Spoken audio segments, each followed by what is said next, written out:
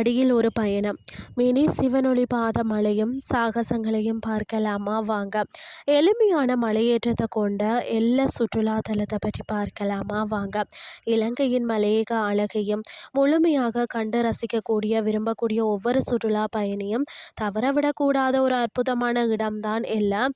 இயற்கை எழிலும் சிலிர்க்க வைக்கக்கூடிய சாகசங்களும் நிறைந்த இந்த இடத்தின் இரண்டு முக்கிய அடையாளங்களாக திகழ்பவை தான் மினி சிவனொளி பாதமலை மற்றது பிளைங் ராவணா பசுமை கொஞ்சம் மலையேற்ற பயணம். அதாவது பார்த்தீங்கன்னா புனிதமான ஸ்ரீபாத சிவனொளி பாத மலை போன்ற கூம்பு வடிவ தோற்றத்தை கொண்டிருக்கிறதால தான் இது மினி சிவனொளி பாத மலை அப்படின்னு சொல்லி அழைக்கப்படுகிறதா.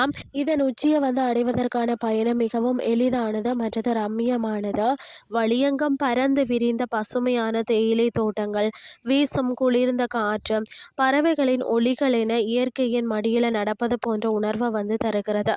சுமார் 30 முதல் 45 நிமிட நடைப்பயணத்திற்கு பிறகுதான் மலையின் உச்சியை அடையலாம். அங்கு நின்று பார்க்கும்போது கண்ணுக்கு எட்டிய தூரம் வரை தெரியக்கூடிய பள்ளத்தாக்குகளும் எல்லா பாறையின் பிரம்மாண்டமான தோற்றமும் பயணத்தின் களைப்பை நொடியில் போக்கி விடும்னே சொல்லலாம். குறிப்பாக இங்கிருந்து பார்க்கக்கூடிய சூரிய உதயம் மற்றது அஸ்தமன காட்சிகள் மனதை மயக்குபவை அப்படின்னே சொல்லலாம். மலையேற்றத்தின் அமைதியை ரசித்து முடித்ததும் அடுத்து காத்திருப்பது விறுவிறுப்பான சாகச பயணம்.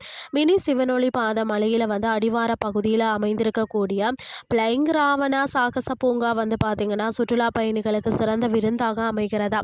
தெற்காசியாவின் மிக நீளமான ஜீப்லைன்களில் ஒன்றான இதில் மணிக்கு சுமார் 80 கிலோமீட்டர் வேகத்தில் பசுமை பள்ளத்தாக்குகளுக்கு மேலே கயிற்றில் பறந்து செல்லக்கூடிய அனுபவம் வாழ்நாளில் மறக்கவே முடியாத ஒன்று.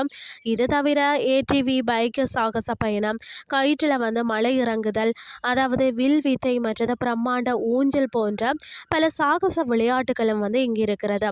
மினி சிவனொளி பாதமலையை சுற்றிலும் இயற்கை எழில் கொஞ்சம் பல பிரபலமான மற்றது வரலாற்று சிறப்புமிக்க இடங்களாக இருக்கிறதுன்னே சொல்லலாம். அது மட்டும் இல்லாமல் பார்த்தீங்கன்னா 9 வளைவு பாலம். பிரித்தானியர் காலத்தில் பார்த்தீங்கன்னா கல், செங்கல் மற்றது சீமெண்ட் மட்டுமே கொண்டு கட்டப்பட்ட பிரம்மாண்டமான ரயில் பாலம் தான். அடர்ந்த காட்டுக்கும் தேயிலை தோட்டங்களுக்கும் நடுவே உள்ள இந்த பாலத்தின் மீது நீராவி அல்லது நீல நிற ரயில் கடந்து செல்லும் போது படம் எடுப்பது உலக அளவில் பிரசித்தி பெற்றதுன்னே சொல்லலாம். அடுத்தது ராவணன் நீர்வீழ்ச்சி, ராவணன் குகை. ராவணன் நீர்வீழ்ச்சி வீதியின் அருகில் அமைந்துள்ள மிக அழகான மற்றது பிரம்மாண்டமான நீர்வீழ்ச்சி. ராவணன் குகையை பொறுத்த வரைக்கும் ராமாயண வரலாற்றுடன் தொடர்புடையதாக கருதப்படக்கூடிய குகை. ராவணன் பார்த்தீங்கன்னா சீதையை மறைத்து வைத்திருந்த இடங்களில் இதுவும் ஒன்றாக நம்பப்படுகிறது. அடுத்தது பார்த்தீங்கன்னா எள்ளப்பாறை. மினி சிவனொளி பாத மலையை விட சற்றே கடினமான நீண்ட மலையேற்றம் செய்ய விரும்புகிறவங்களுக்கான இடம்தான்.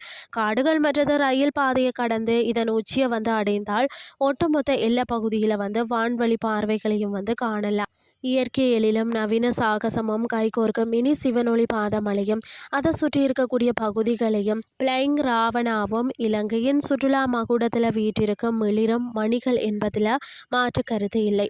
பரபரப்பான நகர வாழ்க்கையிலிருந்து விடுபட்டு இயற்கையின் அமைதியையும் நவீன சாகசங்களின் சிலிர்ப்பையும் ஒரே பயணத்தில் முழுமையாக அனுபவித்து மனநிறைவை பெறலாம்.